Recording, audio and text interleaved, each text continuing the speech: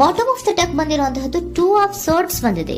ಯಾವುದೋ ಕೆಲವು ವಿಚಾರಗಳಲ್ಲಿ ಹೇಗೆ ಡಿಸಿಷನ್ಸ್ ನ ತಗೋಬೇಕು, ಏನ್ ಮಾಡ್ಬೇಕು, ಹೇಗ್ ಮಾಡಿದ್ರೆ ಏನಾಗತ್ತೆ.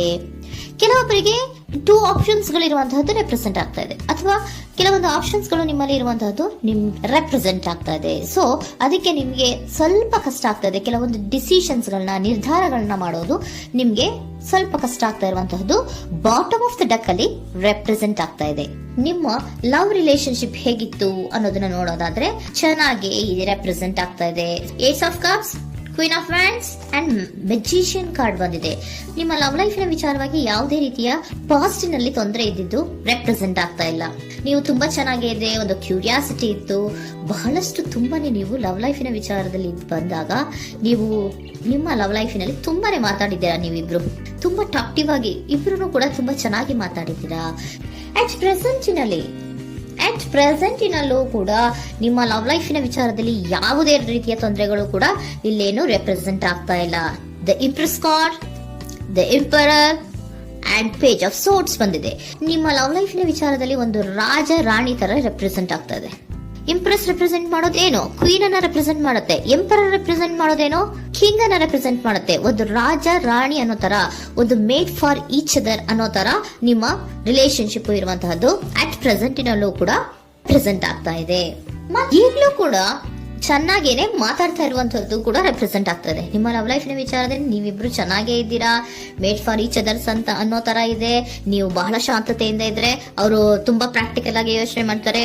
ನೀವು ಒಂದಕ್ಕೊಬ್ರಿಗೂ ಹೊಂದಾಣಿಕೆ ಅನ್ನೋದು ತುಂಬಾ ಚೆನ್ನಾಗಿದೆ, ಯಾವುದೇ ರೀತಿ ತೊಂದರೆ ಇಲ್ಲ. ಈಗಲೂ ಕೂಡ ನೀವು ಅವಾಗ್ಲೂ ಹಿಂದೆನೂ ಮಾತಾಡ್ತಾ ಇದ್ರಿ, ಈಗಲೂ ಕ್ಯೂರಿಯಾಸಿಟಿಯಿಂದ, ಬಹಳ ಇಂಥ್ಯೂಸಿಯಾಸಮ್ ಇಂದ ಈಗಲೂ ಕೂಡ ನೀವು ಚೆನ್ನಾಗೇನೆ ಮಾತಾಡ್ತಾ ಇರುವಂತಹದ್ದು ರೆಪ್ರೆಸೆಂಟ್ ಆಗ್ತಾ ಇದೆ.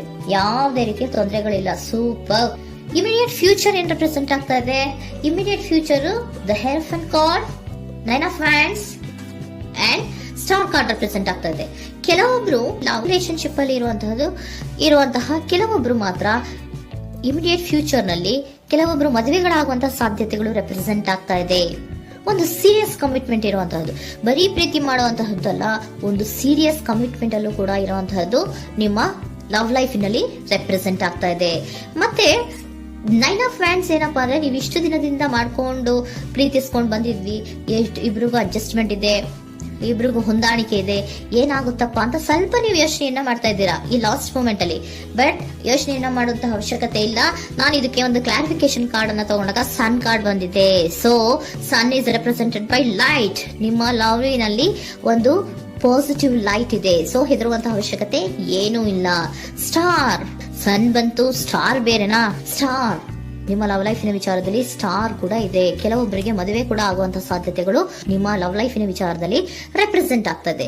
ಯಾವುದೇ ರೀತಿಯ ನೆಗೆಟಿವ್ ಆಗಿರುವಂತಹದ್ದು ಏನೂ ಬಂದಿಲ್ಲ, ಆಲ್ ಪಾಸಿಟಿವ್ ಕಾರ್ಡ್ಸ್ ಬಂದಿದೆ.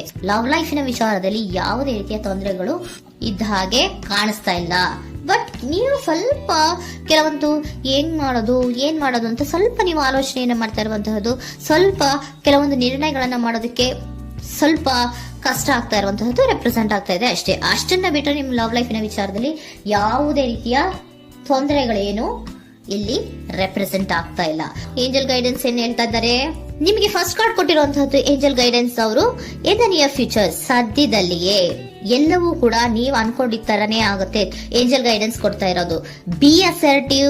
ಯಾಕೆ ಬಿ ಅಸರ್ಟಿವ್ ಅಂತ ಕೊಟ್ಟಿದ್ದಾರೆ? ಇಲ್ಲಿ ಸ್ವಲ್ಪ ಡಿಸಿಷನ್ಸ್ ನ ಮಾಡೋದು ಕಷ್ಟ ಆಗ್ತಾ ಇದೆ ಅಲ್ವಾ ನಿಮ್ಗೆ, ಸೊ ಎನರ್ಜಿಯಲ್ಲಿ. ಸೊ ಅದಕ್ಕೆ ಹೇಳ್ತಾ ಇದ್ದಾರೆ ದೃಢವಾಗಿರು, ಆತ್ಮವಿಶ್ವಾಸದಿಂದ ಇರು, ಯಾವುದಕ್ಕೂ ನೀವು ಹೆದರ್ಕೋಬೇಡ ಅಂತ ಹೇಳ್ತಾ ಇದ್ದಾರೆ. ಪೀಸ್ಫುಲ್ ರೆಸಲ್ಯೂಷನ್, ಎಲ್ಲವೂ ಕೂಡ ಶಾಂತಿಯುತವಾಗಿಯೇ ಮುಗಿಯುತ್ತೆ, ನೀನೇನಕ್ಕೂ ಯೋಚನೆಯನ್ನ ಮಾಡಬೇಡ. ಮೆಡಿಟೇಷನ್ ಬ್ರಿಂಗ್ ಆನ್ಸರ್, ಮೆಡಿಟೇಷನ್ ಇಂದ ನಿಮ್ಗೆ ಆನ್ಸರ್ ಗಳಿರುತ್ತೆ. ಸ್ವಲ್ಪ ಕೂಲ್ ಆಗಿರಿ, ಸಮಾಧಾನವಾಗಿರಿ. ಲವ್ ಲೈಫಿನಲ್ಲಿ ಯಾವುದೇ ರೀತಿಯ ಹಿಂದೆಯೂ ಇರಲಿಲ್ಲ, ಈಗ್ಲೂ ಇಲ್ಲ, ಮುಂದೆಯೂ ಕೂಡ ನಿಮ್ಗೆ ಯಾವುದೇ ರೀತಿಯ ತೊಂದರೆಗಳು ರೆಪ್ರೆಸೆಂಟ್ ಆಗಿಲ್ಲ. ಖುಷಿಯಿಂದ ಇರಿ. ಕೆಲವೊಬ್ಬರಿಗೆ ಮ್ಯಾರೇಜ್ ಅನ್ನು ಕೂಡ ಇಲ್ಲಿ ರೆಪ್ರೆಸೆಂಟ್ ಮಾಡ್ತಾ ಇದೆ. ಮತ್ತೆ ಕೆಲವೊಬ್ಬರಿಗೆ ಸೀರಿಯಸ್ ಕಮಿಟ್ಮೆಂಟ್ ಸಿಗುವಂತಹ ಸಾಧ್ಯತೆಗಳು ರೆಪ್ರೆಸೆಂಟ್ ಆಗ್ತಾ ಇದೆ.